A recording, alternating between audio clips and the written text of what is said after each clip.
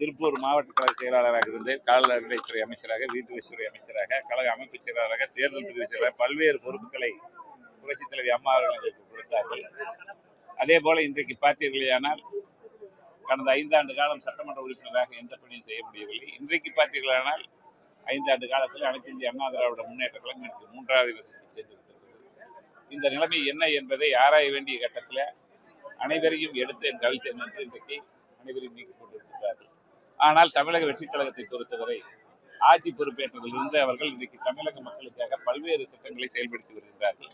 குறிப்பாக அம்மா உணவகங்களை திறந்து இன்றைக்கு அம்மா அவர்களுடைய கனவு திட்டத்தை, இன்றைக்கு மூடப்பட்டிருந்த இந்த திட்டத்தை திறந்து வைத்து இன்றைக்கு ஏழை எளியோர் வாழ்விலே இன்றைக்கு பால் வருத்திருக்கின்றார்கள்.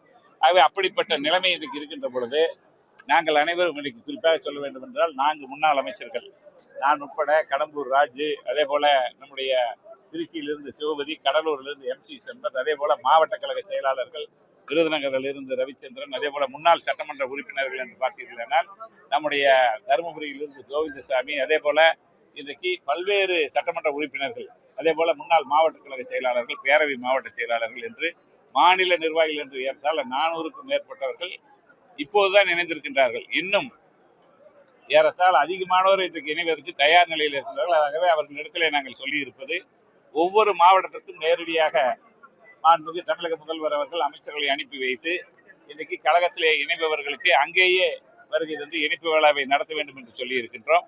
ஆகவே அது குறித்து மாண்புமிகு முதலமைச்சரோடு கலந்து பேசி நம்முடைய பொதுச் செயலாளர் அவர்கள் உரிய முறையில எங்களுக்கு அதை தெரிவிப்பதாக சொல்லியிருக்கின்றார்கள். ஆகவே இன்றைக்கு பார்த்தீர்களானால் தமிழக வெற்றி கழகத்தில் இணைந்தது என்பது எங்களுக்கு மீண்டும் பல்வேறு பணிகளை செய்ய வேண்டும் இந்த மக்களுக்கு. அதே போல அந்த இயக்கத்தில் ஏற்கனவே இருந்தவர்களோடு இணைந்து அவர்களையும் அரவணைத்து அந்த பணிகளை நாங்கள் செயல்படுத்த வேண்டும் என்று நாங்கள் ஏற்கனவே நாங்கள் 2 முறை சட்டமன்ற உறுப்பினர்களாக, அமைச்சர்களாக, வாரிய தலைவர்களாக இருந்தவர்கள்.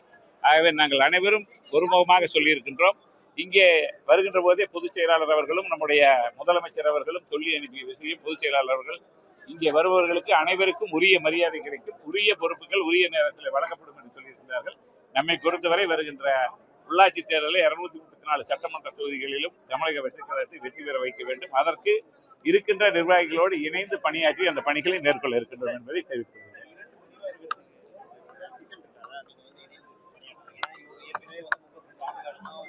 எங்களை பொறுத்தவரை அவர்கள் இருப்பவர்களை நாங்கள் எந்த விதத்திலும் யாரும் குறை சொல்வதில்லை. அவர்களை நாங்கள் அரவணைத்து அவர்கள் என்ன பணி செய்கிறார்களோ அவர்களோடு இணைந்து இன்னும் பல்வேறு பணிகளை, அது மக்கள் நலத்திட்ட பணிகளை நாங்கள் செயல்படுத்தி இருக்கின்றோம். ஆகவே எங்களால் அவர்களுக்கு எந்த விதத்திலும் பிரச்சனை இருக்காது. நாங்கள் ஏற்கனவே சொல்லிவிட்டோம், எங்களுக்கு மரியாதை மட்டும் இருந்தால் போது அவர்களை அரவணைத்து நாங்கள் எல்லா பணிகளையும் செய்கின்றோம், அவர்களோடு இணைந்து செயல்படுகிறோம் என்பதை நாங்கள் முழுமையாக தெரிவித்து விட்டோம். அவர்களும் நமக்கு உரிய மரியாதை கொடுக்க சொல்லியிருக்கிறார்கள். அந்தந்த மாவட்ட செயலாளர்களோடு சேர்ந்து நாங்கள் களப்பணியாற்றுவோம். இதுதான் எங்களுக்கு உரிய மரியாதை இருந்தால் போதும்.